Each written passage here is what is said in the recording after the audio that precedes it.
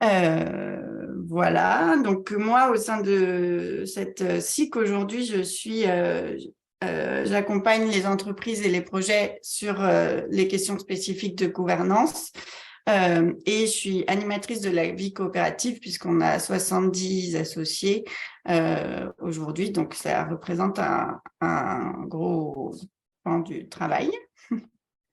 Voilà. Maya? Alors après, pour parler sur la question de tout le monde n'est pas fait pour la gouvernance démocratique. En fait, je pense que c'est plutôt une question de posture et d'envie quand même, euh, pas du tout de compétences. Parce que tout s'apprend quand on a envie, quand on est motivé. Donc, c'est pour moi plutôt une question de posture et de potentiel. Et j'entends quand on dit que à partir du moment où on dit que tout le monde n'est pas fait pour la démocratie, on ouvre la porte à la dictature. Mais en fait, il faut là borner que on parle de gouvernance démocratique dans le cadre du travail. Qui n'est pas le cadre comment est-ce qu'on régit une société au niveau général. Et qu'il y a effectivement des personnes, je pense, qui préfèrent ne pas faire les efforts et vivre les difficultés qui amènent forcément la gestion démocratique d'une entreprise, c'est-à-dire travailler en collectif, faire des compromis, prendre du temps, etc. Il y a des gens qui, dans leur travail, recherchent d'autres choses et c'est tout à leur honneur. Mais c'est vrai que du coup, une des premières questions qu'il faut poser, c'est est-ce que les gens sont conscients de ce que ça représente une gouvernance démocratique? Et c'est ce que vous avez dit, c'est du coup de dire qu'est-ce que c'est, quoi. Euh, Donc, de donc faire pour de nous, l'apprentissage et de la pédagogie, pardon. quoi.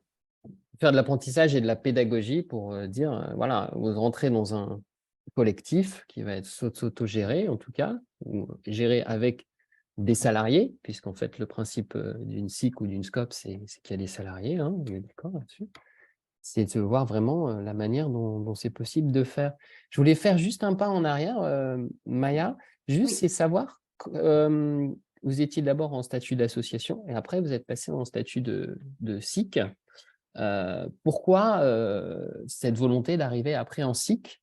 Sachant, moi j'ai fait une petite recherche, en fait, en France, il y a 1210 SIC et 2590 SCOP. Donc, c'est un modèle qui a une vingtaine d'années ou une quinzaine d'années, je crois, et qui commence à grossir de plus en plus. Voilà, c'est une question que je me posais, en fait, par rapport à ce changement de fonctionnement, quoi. Alors, c'était pas vraiment un changement parce que D'accord. on a créé une association de préfiguration de la SIC. On savait qu'on n'allait pas rester en statut associatif. C'était pour s'exercer à rédiger des statuts et mettre en place des embryons de gouvernance qui nous engageaient pas sur le long terme et qui permet de tester en fait des choses pour qu'ensuite, quand on voit plus clairement comment est-ce qu'on veut s'organiser et où est-ce qu'on veut développer nos activités, on puisse se transformer en SIC. Après, nous, c'est vrai qu'on a la question de la SIC nous a pas mal interrogés parce que historiquement et pour des raisons aussi militantes, on était structuré par des entreprises en scope parce que pour nous, la question de la gestion démocratique, elle se traduit par le fait que le pouvoir appartient aux travailleurs et aux travailleurs salariés. C'est pour ça que l'association n'a jamais été une piste sérieusement Exploité. envisagée puisque les associations sont gérées pas par les salariés, mais par les conseils d'administration. Et la SIC, c'est un espèce d'entre-deux où en fait les salariés sont associés, mais d'autres comment dire, d'autres associés qui sont pas salariés. Et nous, en fait, ça nous a semblé intéressant parce que notre activité, elle est vraiment de rendre service à nos membres qui sont les entreprises en scope, mais aussi tous les associés de ces entreprises, donc tous les salariés en fait du groupement qui ont donc vocation à piloter avec les salariés la CIP. Mais ça pose des questions assez complexes en termes de gouvernance, en tout cas assez différentes de la SCOP, c'est clair. Après, quelles ont été les étapes parce qu'il y avait vraiment l'idée de parler du mode d'élection, notamment. Tu sais, tu m'avais fait cette anecdote-là sur le mode d'élection qui avait été un peu fastidieux et Ouais, qui avait alors le besoin mode d'être… d'élection, je voulais juste revenir sur si ça te va de compris. parler d'abord des parcours Du coopérateur et de coopératrice. coopérateurs. Ouais, bien sûr. Compris. Parce que c'est pour faire le lien en fait avec la question du départ sur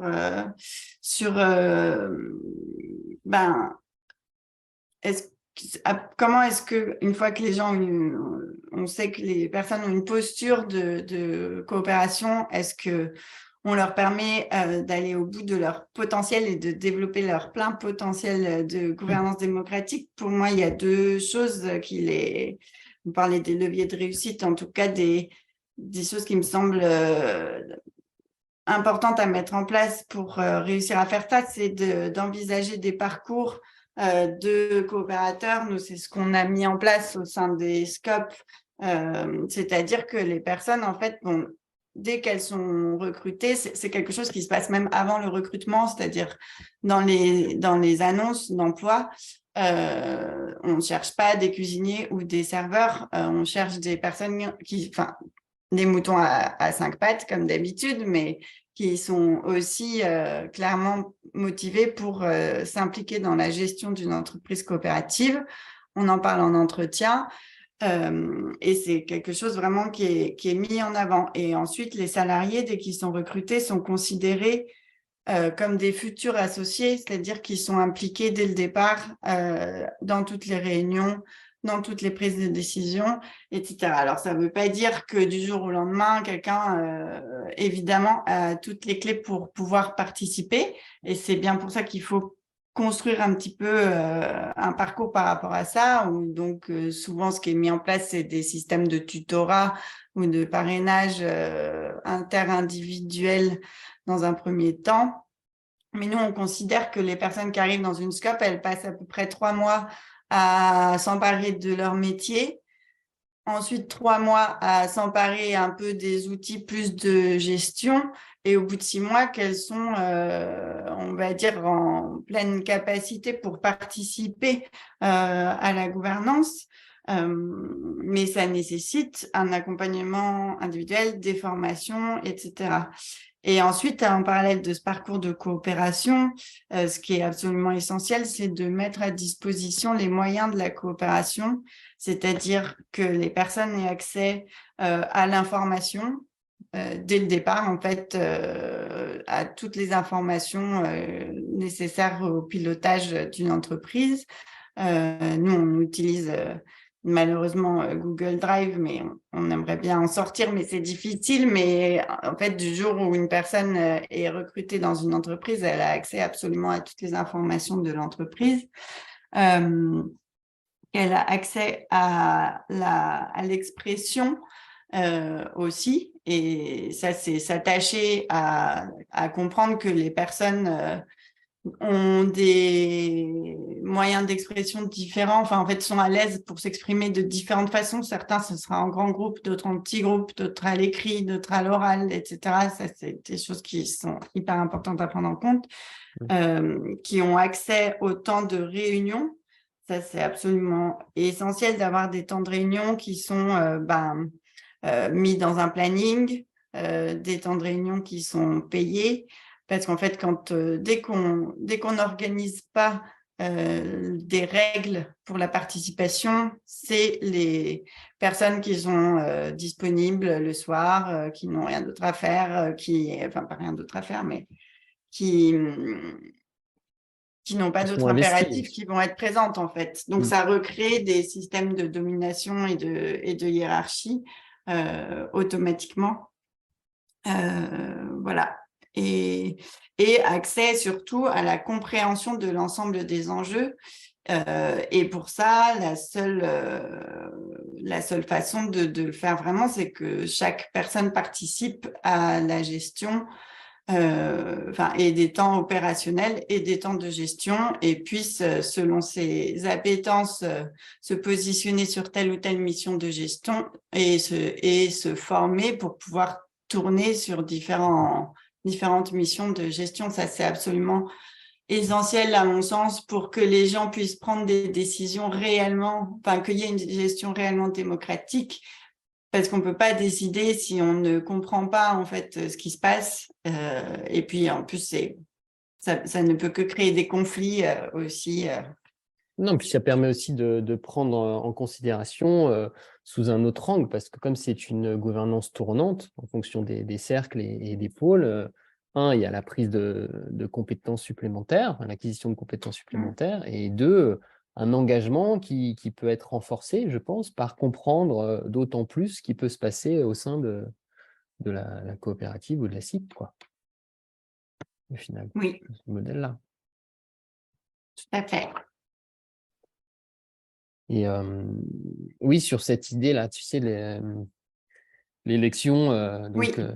le mode d'élection, l'anecdote dont tu m'avais parlé, Bah, qui avait été assez représentative justement de pas à pas d'essayer d'améliorer le modèle et donc la gouvernance, parce qu'en fait, on apprend tous les jours, je pense. c'est vrai que Et il y a cette Chloé qui question va lever de... la main, hein. Je ne t'oublie pas, Chloé. Ah oui, pardon. À moins que tu veux intervenir maintenant, je ne sais pas. Enfin, c'est assez libre, en fait. Là, Oui, c'était simplement une question pour avoir un peu plus de contexte. C'est la SIC, donc elle comprend plusieurs scopes. Et c'est combien de scopes au sein de la SIC, pour avoir une idée de l'échelle aussi 6. D'accord. Qui représente 70 coopérateurs, c'est ça? Il y a un peu moins que 70 coopérateurs qui sont salariés des scopes, parce qu'il y a aussi des coopérateurs, en fait, qui sont les anciens salariés des entreprises. C'est-à-dire que ça, c'est alors la suite du parcours coopérateur qui nous poursuit du coup au sein du Grenade. C'est qu'une fois que la personne est salariée associée de sa scope, elle reste le temps qu'elle veut rester. Et après, donc, soit elle part de sa scope pour monter un nouveau projet qui sera accompagné par le Grenade, soit elle part complètement du Grenade, mais l'idée, c'est aussi que les anciens salariés associés de leur scope puissent rester membres du Grenade, en fait, parce que souvent, ils ont une affinité politique avec ce qui se passe au Grenade, et puis parce que souvent, en fait, on s'aperçoit que les gens, ils reviennent 1 an plus tard, 2 ans plus tard, 3 ans plus tard, dans une autre scope ou sous une autre, dans un autre poste. Mais voilà, c'est pour ça qu'il y a 70 associés et 6 scopes.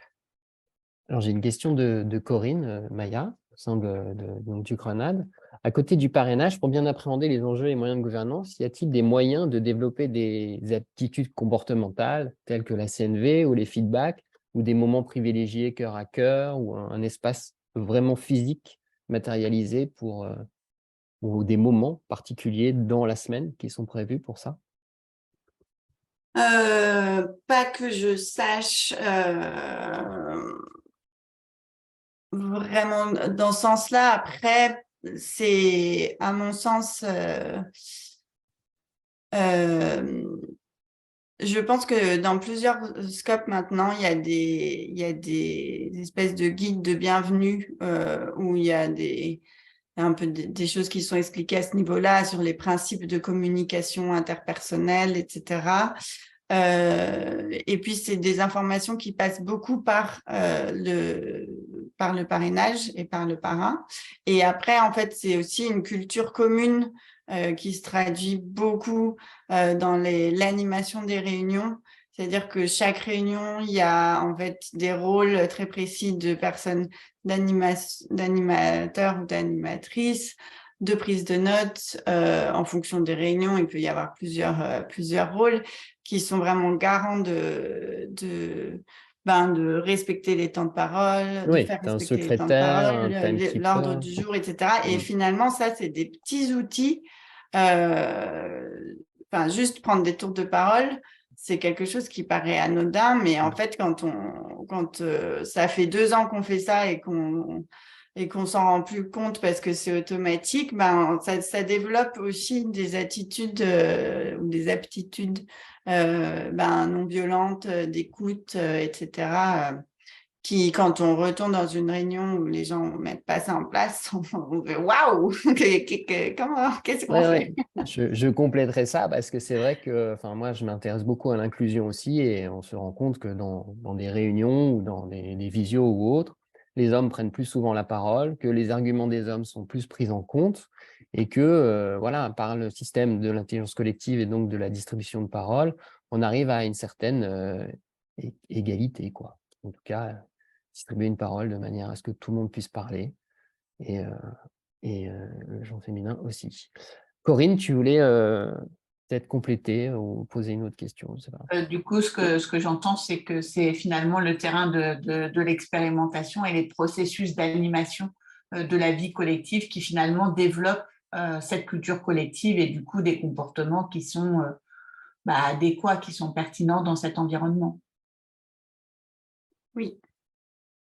Oui, et puis après, c'est aussi quelque chose qui se construit par des formations et par l'expérimentation. Malheureusement, quand c'est après qu'il y ait eu un cas de harcèlement dans une entreprise, qu'on est allé se former en gestion de conflit, qu'il y a une personne qui s'est spécialisée sur la question des violences sexistes au travail, etc. Et maintenant, c'est quelque chose qui est automatique dans toutes les entreprises de directement travailler sur ces questions-là. Mais c'est pas toujours évident de tout anticiper. Et malheureusement, ça passe par les mauvaises expériences aussi. Ouais. Et comment vous régulez la contribution, la rétribution de chacun, en fait? Parce que pour que ça soit à peu près équitable, en fait, dans votre gouvernance en commun, en tout cas au sein du Et en travail. fait, dans les scopes, toute personne dans son temps de travail a des heures opérationnelles, a le même temps d'heures de réunion et à peu près, à quelques heures près, le même temps d'heures de gestion. Alors, elle s'appelle heure grise, heure volante, heure tout ce qu'on veut.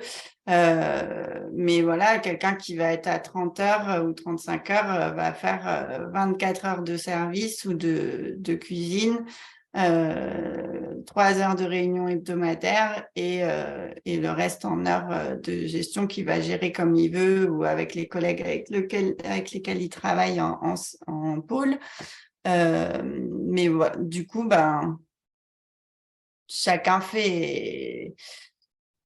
a la même répartition d'heures de gestion et d'heures opérationnelles et toutes les heures sont payées.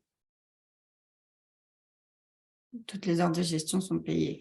Donc, Il y a une trace avec un caban ou quelque chose comme ça qui montre alors, qui je ne fait sais pas ce que quoi. c'est qu'un caban. Un caban, c'est savoir à quel moment est fait telle tâche et qui le fait, etc. pour vraiment savoir. Ouais, ça, c'est sûr qu'il y a des systèmes de notation des heures très précis. Qui est une Que ça exposition, mais fait partie des sans... aptitudes à développer chez les coopérateurs de Mm. s'astreindre à noter ces heures et de pas ne pas vivre ça pour du flicage, mais juste au contraire pour juste de la valorisation du travail, des heures qu'on passe justement à travailler sur la gestion, etc. Non, parce qu'il y a vraiment un outil de, tu vois, une sorte de vigie ou autre, parce que sur cette idée de contribution-rétribution, bien évidemment, il y a toujours l'idée du passager clandestin, si je puis dire, et qui juste est là pour prendre ce qu'il y a à prendre, tu vois.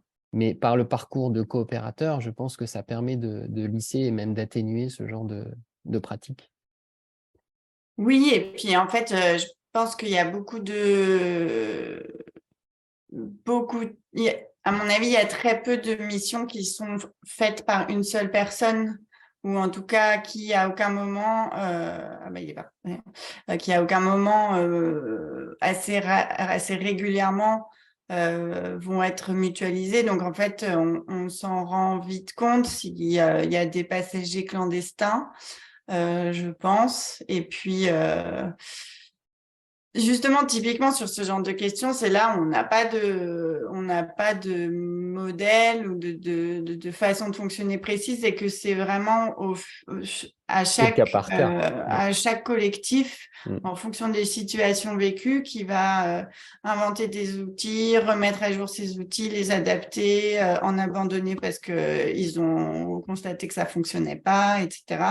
Donc ça demande un temps conséquent.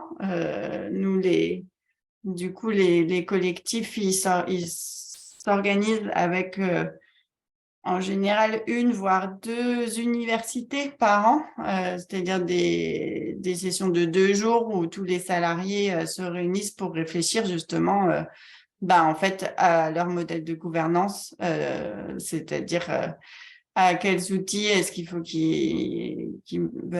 à quels outils ils veulent mettre en place par rapport aux situations rencontrées, qu'est-ce qui fonctionne pas, et ça, c'est des temps qui sont absolument vitaux à la gouvernance démocratique des scopes du Grenade, quoi. Laure, tu voulais prendre la parole. Puis après, j'ai vu qu'il y avait des questions dans le chat, donc je n'hésiterai pas.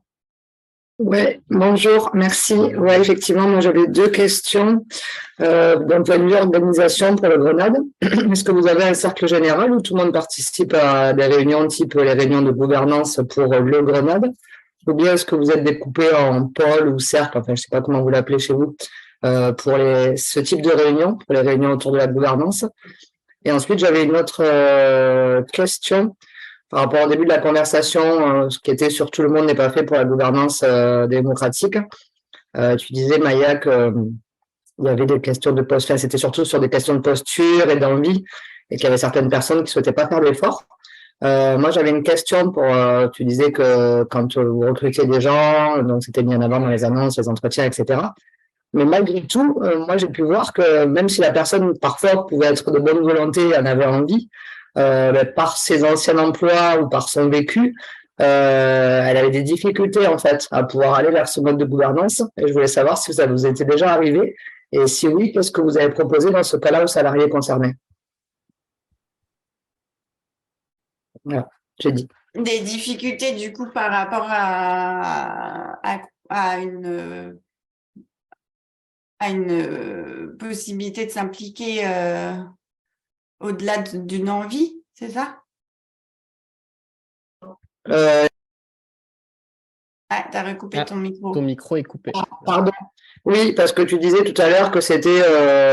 j'ai eu le sentiment, en fait, que pour le cuisinier ou tout ça, la personne, elle était recrutée, elle avait envie de coopération, mais donc si elle vient postuler à ça, c'est pas uniquement pour faire de la cuisine, mais c'est parce qu'aussi elle veut être dans une gouvernance démocratique.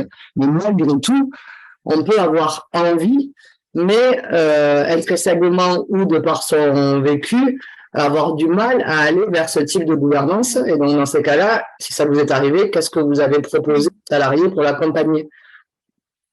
Ça, c'était la deuxième question. Et la première, c'était en termes d'organes sur le Grenade. Est-ce que vous avez un cercle général pour des réunions de gouvernance, ou est-ce que vous étiez découpé en cercle ou en pôle? Alors, pour la gouvernance du Grenade, du coup, nous, on a une gouvernance, finalement, je pense assez classique, imbriquée entre le quotidien et le stratégique, où les salariés pilotent l'entreprise au quotidien.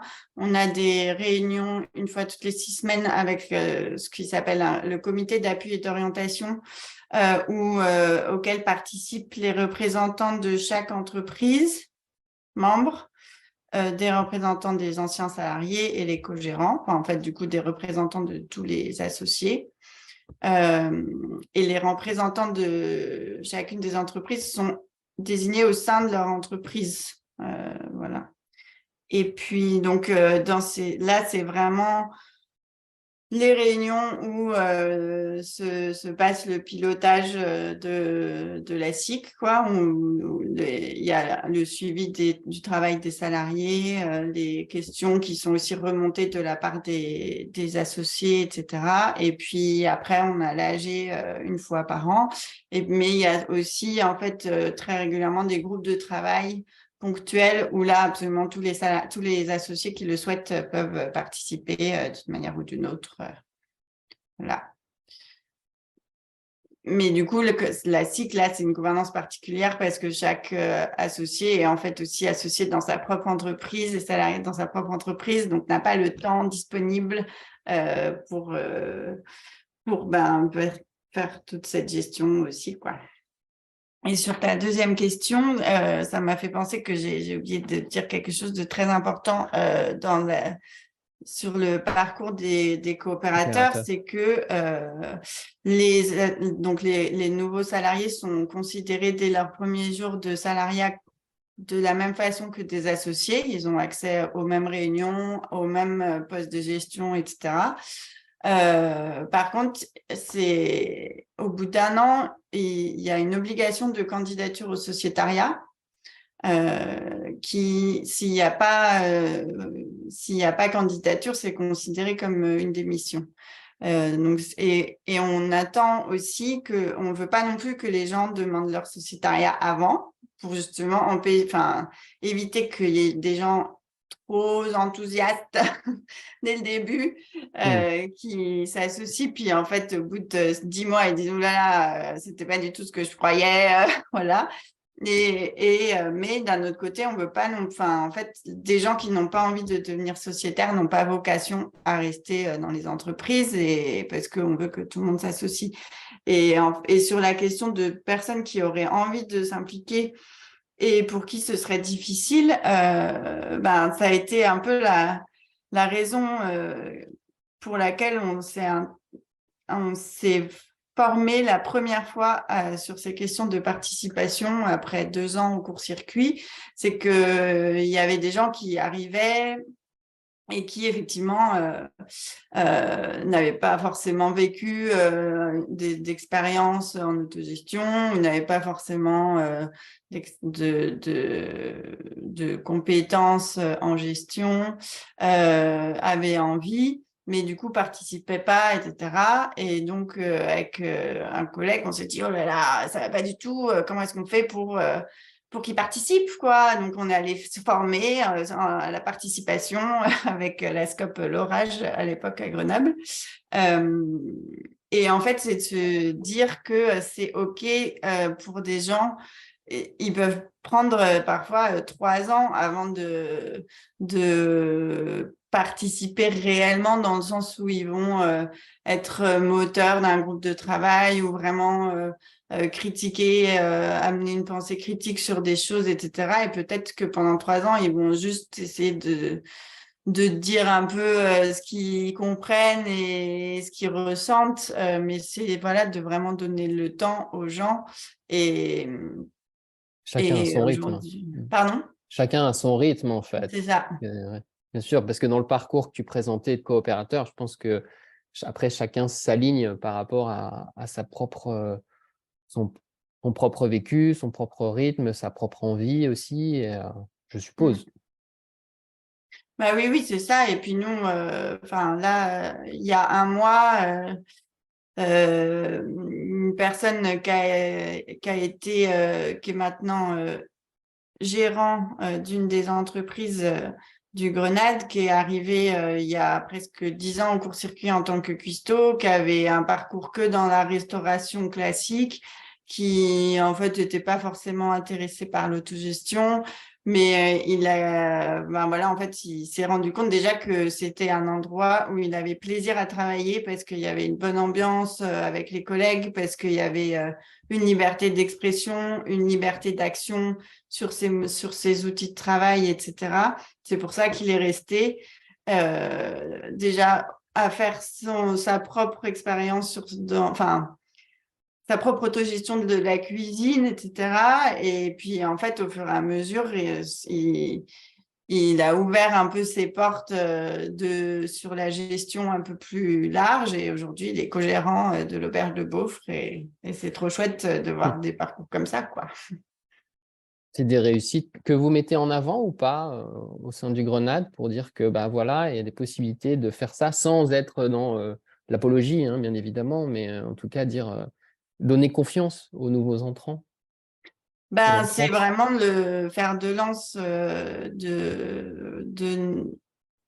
en fait, c'est là que réside, je pense, notre militantisme et c'est de dire justement que on peut former des gens, ils peuvent se former, avoir un parcours, etc. Des gens qui n'ont pas été de Bac+5, des gens qui n'ont jamais vu un tableur Excel de leur vie avant d'arriver dans une entreprise. Mais en fait, c'est possible, quoi.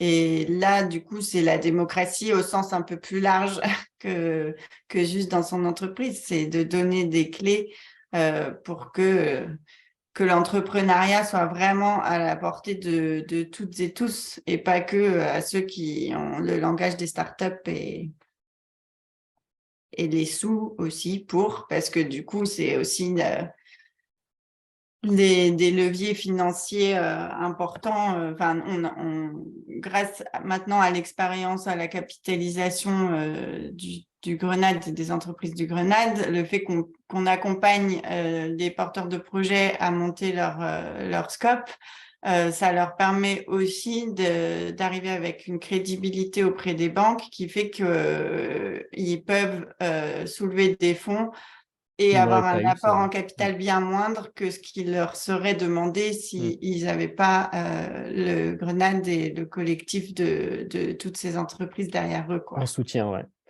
Alors, j'ai une question dans le chat pour toi. Décrire rapidement le plus gros défi actuel, la plus grosse difficulté récente concernant votre gouvernance. Eh ben, je pense que la grosse difficulté on est en plein dedans en ce moment, c'est sur la question de la transmission de ces questions d'autogestion à des personnes qui sont complètement externes au groupement. Et en fait, on a créé le Grenade, nous, pour pouvoir aussi justement capitaliser sur ces expériences-là et avoir un rôle un peu on nous appelle souvent les dinosaures de la coopérative parce qu'en fait, les salariés du Grenade, ça fait 10 ans qu'ils sont là, alors qu'il y a quand même un turnover assez important dans les entreprises et que du coup, le fait qu'on soit là en fil rouge, ça permet sans avoir une posture, enfin c'est là où la difficulté, c'est de ne pas avoir une posture de dire l'autogestion, on vous dit que c'est ça fait 10 ans que ça marche comme ça, si vous ne faites pas ça, vous allez vous casser la gueule. Mais quand même, de dire, vous savez, il y a ça, ils ont déjà testé ça il y a 5 ans, ça n'a pas fonctionné, vous pouvez le retester, mais juste, vous savez que ça n'a pas fonctionné pour ça, telle et telle raison. Et en fait, ce qui est difficile maintenant, je pense, c'est qu'il y a des gens, comme ce qui a été dit au départ, qui on a trop cru, on s'est trop reposé sur l'idée que tout le monde que c'était clair pour tout le monde de ce que ça voulait dire participer à la gestion d'une entreprise coopérative, s'associer aussi en termes financiers, etc.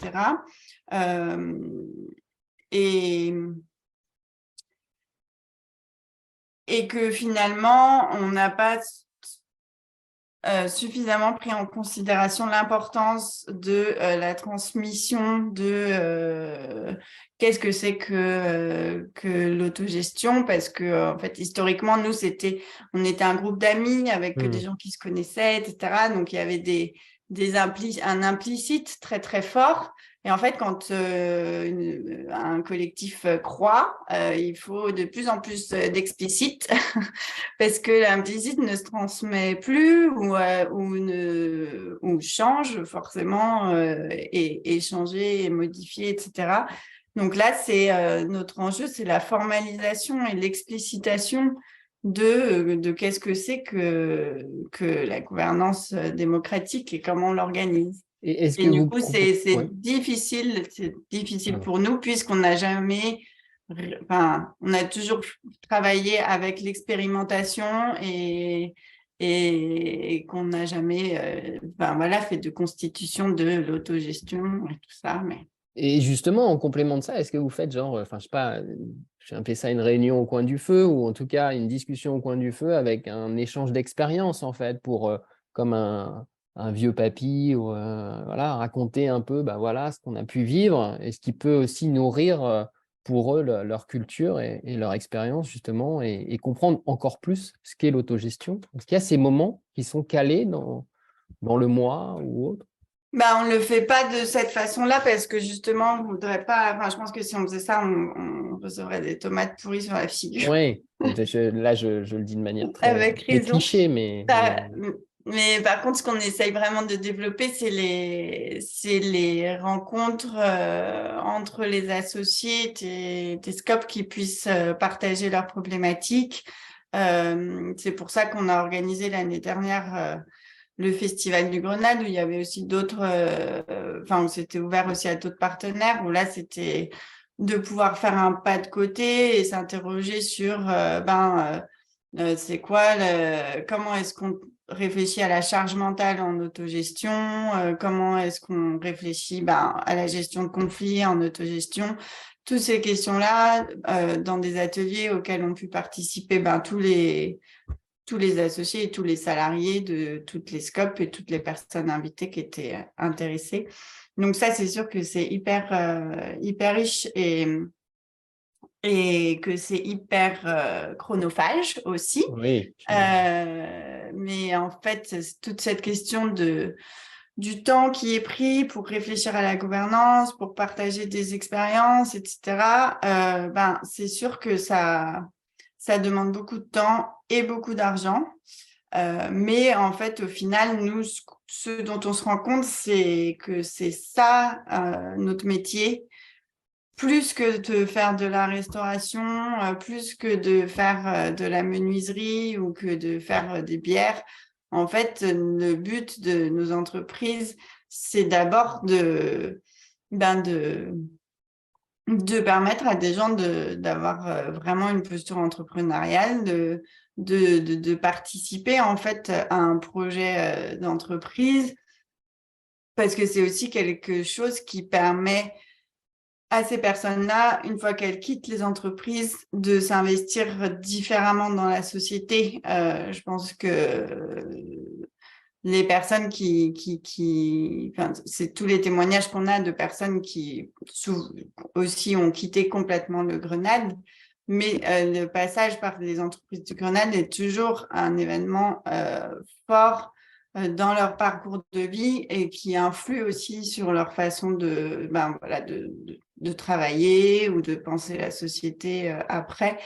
Et du coup, au final, c'est pas grave si on est moins rentable parce qu'on passe plus de temps à réfléchir, parce que finalement, c'est ça l'objectif de nos entreprises, quoi. Autant que de faire à manger, je pense. Alors, j'ai une question de Blandine, mais je pense qu'on en a un peu parlé. De quelle manière les associés non salariés sont impliqués dans la vie démocratique? De la même manière que les associés... les associés non salariés. Non salariés. Ouais. De la SIC, du coup. C'est ça, ouais, donc ils ont accès à toute l'information du Grenade par leurs représentants au CAO. Du coup, ils peuvent faire remonter des sujets. Ils peuvent aussi s'adresser directement aux animatrices de la vie coopérative pour apporter des sujets. Voilà, et puis En Ok. fait, oui. Je ne sais pas si ça répond à la question, mais… Je sais pas, Blandine, super, magnifique. Alexandra, tu voulais poser une question ou compléter, je ne sais pas. En fait, c'était pour poser une question, parce que là, on parle beaucoup des associés. Moi, je voulais savoir, dans Grenade, combien dans le cycle, vous êtes de salariés et comment vous arrivez justement à tisser le lien avec tous ces associés et dans la gouvernance, on parle de gouvernance partagée, et justement que c'est bien, j'ai bien compris qu'il y a des temps d'autogestion qui sont impliqués, mais justement, comment faire pour pas qu'on ait l'impression que que ce soit vous finalement qui menez tout ça, parce que dès qu'on a une équipe, c'est plus facile aussi de s'appuyer sur ces personnes-là, surtout que vous êtes là depuis le début. Bah, c'est très, on est en plein dans le sujet là en ce moment, parce que aussi les entreprises du Grenade traversant des périodes difficiles après le Covid, etc., ça par répercussion, le Grenade traverse aussi une période difficile, et donc là, on ressent d'autant plus la nécessité de piloter collectivement l'entreprise parce qu'il faut qu'on prenne des décisions d'orientation stratégique. Et c'est vrai que là, on est dans un dilemme où nous, salariés, donc on est 6 salariés, on vient au CA en disant on veut que vous participiez à la décision, que vous remettiez en question nos décisions, que vous preniez en charge certaines choses, qu'on se responsabilise collectivement. Et en retour, on nous dit non, mais on vous fait complètement confiance. Et on dit mais non, on veut pas que vous nous fassiez confiance en fait. Et donc ça, c'est vraiment une problématique en ce moment parce que c'est la problématique du temps disponible de la part des gens et effectivement de la connaissance du détail des sujets qui sont assez complexes, que forcément en ayant la tête dedans au quotidien, on a un peu plus finement que eux. Mais par contre, voilà, c'est de définir collectivement avec eux justement les sujets sur lesquels c'est important vraiment qu'il y ait une implication forte de la part des associés, les sujets sur lesquels les salariés peuvent avancer, mais par contre vont faire des retours pour avoir effectivement validation ou non validation de nos propositions. Les sujets sur lesquels les associés peuvent aussi avancer sans les salariés. Mais c'est de collectivement se dire, OK, on est d'accord que là-dessus, vous ne pouvez pas avancer sans nous, là-dessus, oui, etc. Donc, sur les niveaux de participation, en fait. L'information, de la concertation ou de la consultation ou de la co-construction, même de la co-décision, puisqu'au final, on est quand même sur de l'autogestion, donc il y a de la co-décision. Et moi, j'ai une question parce que on parle beaucoup d'associés, mais il y a quand même le CA qui, du coup, là, justement, pour cette cogestion, c'est l'ensemble des associés et pas que le CA, c'est ça qui… c'est le CA qui représente les associés. Mais par exemple, sur les questions sur lesquelles on a identifié qu'on voulait une implication des associés, effectivement, là, j'ai envoyé un mail la semaine dernière en disant tous les associés qui veulent participer à ce sujet de réflexion-là, en fait, manifestez-vous et on va organiser quelque chose. D'accord. Oui. Non, ça m'intéresse parce que moi, je suis dans une CAE et associée. Nous-mêmes, on vit une période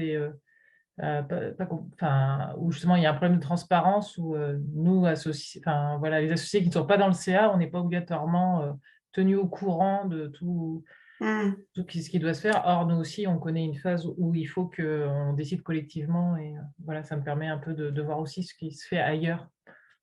Et après, nous, on a… Du coup, c'est en CAE ? Oui. Nous, on a l'avantage d'avoir quand même le rôle des représentants des associés au CAO, c'est vraiment de faire le lien aussi au sein de leur collectif et de pouvoir raconter tout ce qui s'est dit en CAO, expliquer, refaire des discussions au sein de leur boîte, etc., pour vraiment que justement il y ait l'information. Mais c'est hyper important d'avoir un lien humain. Parce que transmettre des tableaux, transmettre des documents, en fait, quand il n'y a pas la personne pour en discuter, etc., ben, c'est contre-productif, en fait. Et c'est là où le lien humain n'est pas remplaçable, quoi. Bah, c'est chacun sa propre représentation et celui qui a émis le document, c'est comme ça qu'il le voit. Une autre personne le verrait différemment. Emmanuel, tu as levé la main. Je t'en prie. Oui, c'était pour savoir du coup comment vous gériez les conflits en interne, et la gestion de crise, parce que j'entends là que du coup dans le post-Covid, vous traversez une crise, dans le sens bénéfique du terme, hein, de nouveaux événements, on demande à repenser l'existant, et du coup, comment vous les intégrez dans vos gouvernances? Ouais, je relèverai, oui, juste après, oui, post-Covid, qu'est-ce que justement vous avez mis en place de nouveau pour renforcer cette idée de travailler ensemble, quoi. Non, mais ça, ce sera pour l'année prochaine, on en parlera. Est-ce que c'est les effets de Oui, ce domino font, ouais. où il y a D'autant d'abord plus que les les entreprises subventions qui ont donc des les difficultés. choses changent. Tu disais, Emmanuel, tu parlais en même temps que Je Maya. dis d'autant plus, je parle pour les CAE, mais les CAE sont aussi en grosse crise en ce moment. Je fais partie d'une CAE parce que les subventions ont complètement baissé. Donc la logique d'avant n'est plus du tout possible dans le post-Covid. Ben oui, c'est clair. Oui, par rapport à la question des conflits, eh ben, on va se former déjà en gestion de conflits. C'était une première chose importante à faire. Et on travaille là. Alors, Pardon? vous êtes formé en quoi pour Oui, justement au formé en Grenade? En gestion de conflits. Mais c'est On n'a quoi pas le droit de faire de la pub, il a dit Joris. Ah, Non, mais ça peut être des non, mais méthodes. est-ce que Non, c'était pas des des lieux, mais cercles des méthodes. restauratifs ou plus outils de CNV Non, ben alors justement, sans faire du prosélytisme quelconque? c'était pas sur un outil en particulier, c'était plus sur qu'est-ce que c'est qu'un conflit dans une organisation, comment est-ce que ça implique aussi les personnes, comment est-ce que ça implique à la fois le collectif et l'individuel, et voilà plusieurs exemples d'outils qui existent, mais ensuite à creuser ensuite en fonction, encore une fois, des besoins des collectifs en présence. Et là, pour l'instant, on a en fait l'animation de la vie coopérative, c'est aussi un petit peu, pas de la gestion de conflits, mais du désamorçage de conflits, on va dire, pour faire, le lien entre les gens, ça participe un peu des process de résolution de conflits. Mais là-dessus, c'est notre gros chantier de cette année, enfin, un des gros chantiers de cette année, de mettre en place des process un peu plus cadré, et on a missionné nos co-gérants sur le pilotage de cette mission. Voilà, parce que gentiment.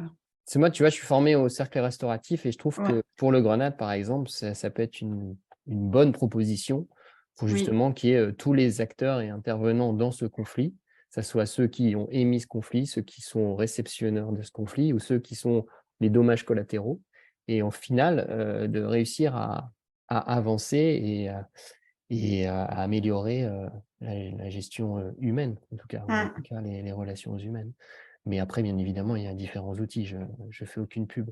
Mais c'est vrai que celle-là est bien parce que justement, il y a la reformulation et donc d'être compris d'une même manière, en fait, d'être sur un socle commun de compréhension. Voilà. Ouais. Je dis ça. Mais C'est oui, un gros chantier, oui. Les conflits, c'est un gros gros chantier, mais chantier. ça fait aussi avancer. Enfin, c'est vraiment l'opportunité de faire avancer, je pense, le collectif. Et puis, un des gros chantiers qui va aussi un peu sur cette thématique-là cette année, c'est vraiment de clarifier les liens entre les entreprises et le Grenade et les engagements réciproques, parce qu'on était encore une fois beaucoup dans l'implicite jusqu'à maintenant et qu'il faut qu'on écrive des choses et qu'on contractualise des choses. Et je pense que ça participe, ça va sûrement faire émerger des conflits, mais c'est bien en fait. C'est des conflits qu'il faut qu'on ait maintenant plutôt que dans 2 ans et que ce soit plus possible de les gérer. Ça va en faire émerger, et puis ça va permettre que dans le futur, il y ait moins d'implicite et donc il y ait moins de risques de malentendus, ce qui crée des conflits, quoi. Alors, je complète C'est ça qui est intéressant, je trouve, je trouve que je viens du monde de la gouvernance aussi, hein, et c'est vrai qu'il y a cette culture de la bienveillance, de cette culture, parce qu'on a envie d'apprendre la coopération, parce qu'on est des mammouths de ça encore, et qu'on est jeune humainement dans ces process. Et comment en même temps on n'étouffe pas les conflits, parce que c'est le lieu justement d'un mouvement sous-jacent qui est en train d'essayer de se montrer, et qu'au contraire, aller regarder les conflits sans les aplatir, sans les pacifier prématurément, c'est justement accepter de comprendre qu'à travers ça, c'est un mouvement qui est en train de se dire, et des fois de vécu, j'ai pu vivre, moi-même étant facilitatrice pourtant, hein, justement comment les process viennent faire taire des conflits plus que ne laisser l'espace pour l'émergence. La stratégie quand même est plus libre.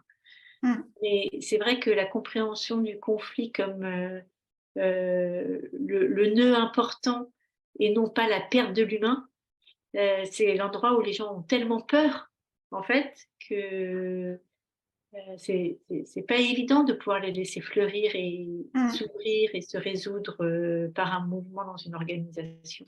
Mais surtout quand tu as des entrants et des sortants, c'est évident, parce que tu as une nouvelle dynamique et un nouveau système qui se met aussi en place, avec d'autres humains et avec d'autres atouts ou d'autres attitudes aussi. Mais pour moi, c'est vraiment...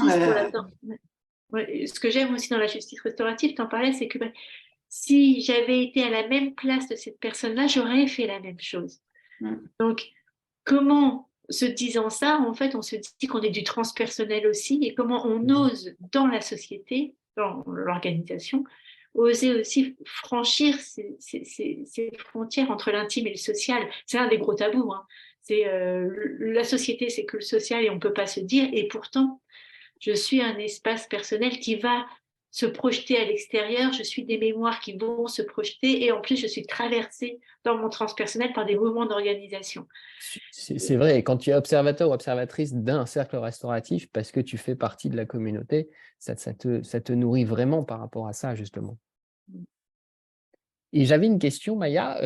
Est-ce qu'il y a justement, donc là on est sur les conflits, mais des règles de sanction en fait, en fonction de la contribution et rétribution, ou pas dire des warnings, mais en tout cas des genres, écoute là, tu n'as pas forcément fait les heures qui étaient convenues sur l'autogestion, comme ça peut arriver dans d'autres organismes en gouvernance en commun? Pas tant pour l'instant.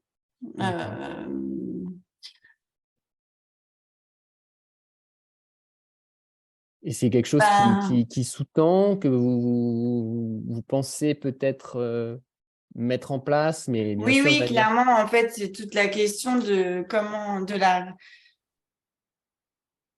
comment est-ce que collectivement on peut être responsable, mais que individuellement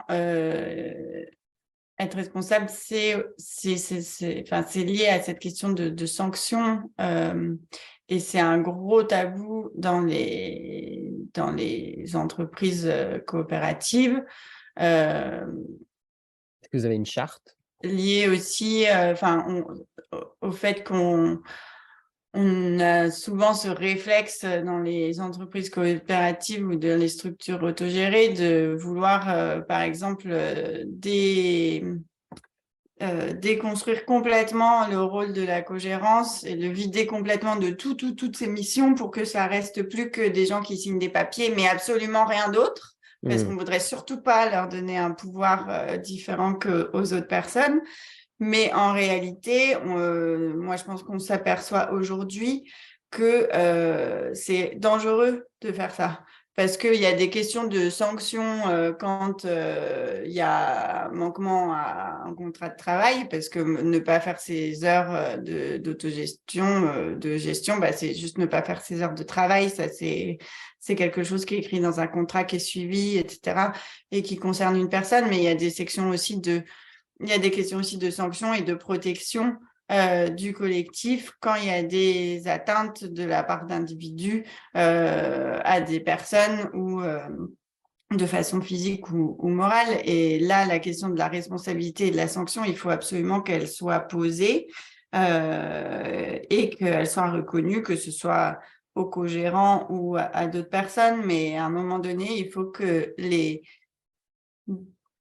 des individus soient responsables de faire respecter, de veiller à ce que les règles soient respectées et de sanctionner si elles ne sont pas respectées, mais il faut qu'ils soient identifiés collectivement, ces individus, et que les sanctions soient définies aussi collectivement, je pense. Par contre, il faut qu'il y ait une personne qui soit responsable de faire appliquer la sanction. Oui, c'est ça. Qui rendent des comptes et comment, et bien sûr. Ouais. Ouais. Non, parce que je trouve ça assez important, cet organe de vigie ou de conseil des sages ou sagesse qui, justement, est garant, une sorte de charte, tu vois, ce que je te disais quand je t'ai coupé, et je tiens à m'en excuser. Mais est-ce qu'il y a une charte, justement, qui est donnée aux personnes qui, justement, intègrent la SIC, sachant que, bien évidemment, ils auront des heures à faire? Ben non, enfin, je vois pas en fait quel serait le contenu de cette charte parce que en fait il y a les termes d'un contrat de travail et puis il y a les ouais. Oui, je pense que maintenant, j'ai vu qu'au Biristan, par exemple, qui est une ancienne entreprise du Grenade, ils ont un livret d'accueil où ils expliquent que tout comportement, qu'ils n'acceptent pas les prises de parole sexistes, ou etc. Mais en fait, ça, c'est presque, je pense, enfin non, c'est pas partout le Du cas, bon mais sens, on va dire. Ou en tout cas, c'est quelque chose qui relève même plus de la législation générale que d'une charte interne, quoi. C'est la loi, comme dit Corinne, tout à fait.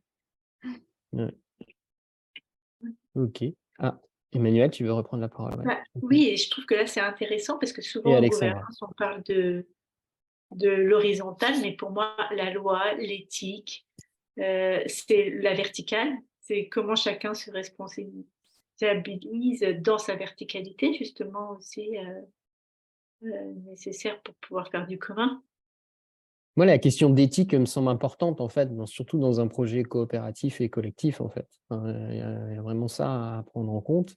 Et ça ne doit pas forcément être évident tous les jours. Je ne sais pas si tu as envie d'en parler, Maya, ou pas. Ben, l'éthique, oui, c'est un bien grand mot. En fait, encore une fois, enfin, il y a des principes de loi, et puis après, tout ce qui relève pas de la loi, c'est des choses qui discutent, en fait. Alors là, bon, je parle par exemple de la question des circuits courts, c'est quelque chose d'un peu plus pragmatique où il y a moins d'enjeux de respect de la personne, mais c'est typiquement le genre de sujet sur lequel on a envie de faire des chartes. Mais en fait, ça sert à rien de faire des chartes parce que c'est très facile de se mettre d'accord sur des valeurs, de se mettre d'accord sur des raisons d'être, de se mettre d'accord sur signer un texte en disant oui, on est pour l'agriculture bio et le respect des personnes, etc. Mais en fait, les seuls moments où on prend réellement des décisions, c'est quand on discute de OK, ben il y a cette personne là, ce producteur qui nous propose ce produit qui on se dit bien qu'il faut qu'on en discute et c'est dans cette discussion que se formalisent les valeurs, justement des valeurs, les engagements, etc. C'est vraiment sur des discussions sur le concret pour moi que ça se passe. Et j'ai vu tellement d'organisations où il y avait... Tout le monde était d'accord pour signer des chartes et des raisons d'être et en fait, personne ne fait la même chose dans son travail et ne l'applique de la même manière, quoi, parce que tant que c'est pas lié à du concret, c'est très difficile, je trouve, que ce soit qu'on soit sûr que tout le monde parle de la même chose, en fait. Et puis parce que il y a toujours le principe de réalité, quoi, qui fait que on peut jamais... Enfin, l'égalité n'existe pas. On tend vers l'égalité. Oui. Mais tendre. Et chacun a sa définition de comment tendre aussi vers l'égalité. Parce que justement, tu vois, sur la question de la participation et de l'égalité, il n'y a rien de pire que de signer une charte de réunion en disant tout le monde s'écoute et voilà, tout le monde est libre de prendre la parole. Ben, en fait, personne ne s'écoute et personne n'est libre de prendre la parole si tu ne mets pas en place des outils très concrets pour que ce soit vrai. Donc voilà. Toujours nécessaire d'avoir un cadre assez rigide pour amener une souplesse à l'intérieur, que ce soit dans l'organisation des réunions ou même dans la gestion courante, quoi, bien évidemment. Alexandra, tu voulais réagir? Oui, je voulais revenir par rapport à la contribution, notamment tout à l'heure où tu disais que quand même, tout ça, ça avait un coût aussi. Et justement, si j'ai bien compris ce que tu as expliqué, finalement, cette contribution, elle s'est faite dès le début. J'ai l'impression que ça vous a paru normal. Mais du coup, elle est prise en charge par la SIC ou c'est plus les SCOP qui financent cette contribution donnée aux associés? Enfin, comment ça... non, c'est pas que les associés, c'est les coopérateurs, c'est l'ensemble, si j'ai bien compris, qui participent. Voilà, c'était pour comprendre un peu comment vous fonctionnez. Là, tu parles de... La contribution financière sur le temps de gestion. Eh bien oui, du coup, ça, c'est quelque chose qui est financé par principalement la cotisation des entreprises membres. Sauf que du coup c'est déficitaire parce qu'on a revu les modes de calcul, notamment suite au Covid, mais pas que, pour pas que ça puisse impacter des entreprises de façon négative, quoi, que ça puisse les mettre en difficulté. Et du coup, c'est une recette qui ne suffit plus à compenser, à équilibrer les dépenses sur les temps d'animation de vie coopérative, de gestion coopérative et tout ça. Donc là, il va falloir qu'on rationalise nos temps d'animation coopérative, qu'on fasse des choix et puis qu'on cherche d'autres sources de financement. C'est pour ça qu'on a développé aussi des prestations et des formations à l'externe, voilà, pour équilibrer un peu ce poste-là. D'accord. Merci. Ok. Et ben, je propose de conclure, à moins qu'il y ait quelqu'un qui a encore une petite question à poser ou pas, je ne sais pas. Il y avait une question dans le chat, c'était sur l'événement organisé par le Grenade. C'était le Festival du Grenade qui a eu lieu en août à l'Hostel Quartier Libre dans le Vercors, au col de la Machine. Je pense qu'il va y avoir une restitution qui sera faite sur le site du Grenade. Et après, du coup, cette année, on ne va pas le refaire parce qu'on n'a pas assez de sous et de temps disponible, typiquement. Mais voilà, on essaye de... Quand on organise en tout cas des événements de ce type-là, ils sont communiqués sur nos réseaux aussi, donc il ne faut pas hésiter à les regarder. Et pensez-vous à en faire un plus light ou plus petit ou sur, je ne sais pas. Oui, sur- on pense faire un événement d'une journée, probablement au printemps, mais il est en cours de construction, donc je vous en dirai plus. D'accord. On dirait plus quand on en saura plus. Ok. Eh ben, je retourne sur le mur Klaxoon que je vous mets tout en bas, en fait. Un mot pour dire ce que vous avez pensé de cet échange pendant... alors après, j'avais mis à garder, à laisser, à améliorer pour avoir un peu un bilan, mais je vois que le temps, le temps court. Donc, je retrouve juste où il est. Voilà, il est là. Voilà, le mot de la fin pour vous par rapport à ce qui s'est passé là. Et je vous remercie toutes et tous.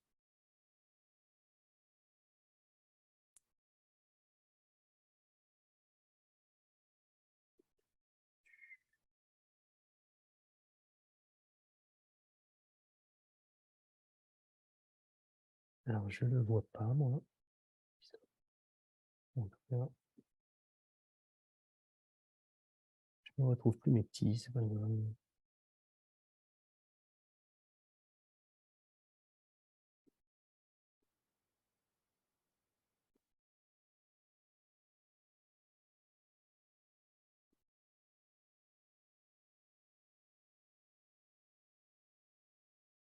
J'ai un mot comme quoi le maximum d'idées a été mise sur ce D'accord, board et c'est qu'on ne pour peut ça pas que en ça a rajouter. Alors, on a planté. été trop productif. Ouais, c'est ça. Bah, allez-y, chacun son tour, si ça vous dit de dire un mot par rapport, très succinctement, si ça vous dit. Je sais pas. Merci. Ok. Qui d'autre? Oui, un partage très riche. Merci, merci Maya.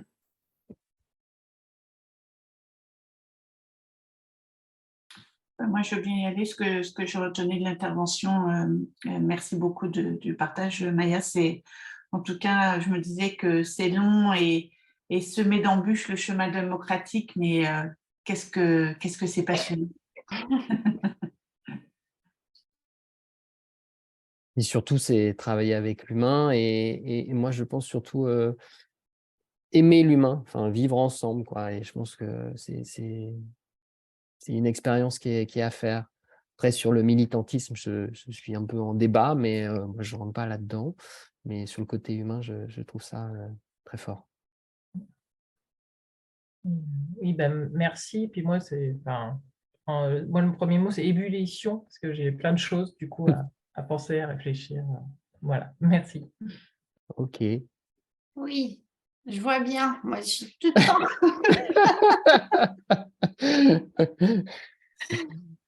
Pourtant, on n'a pas les cheveux qui s'hérissent, tu vois.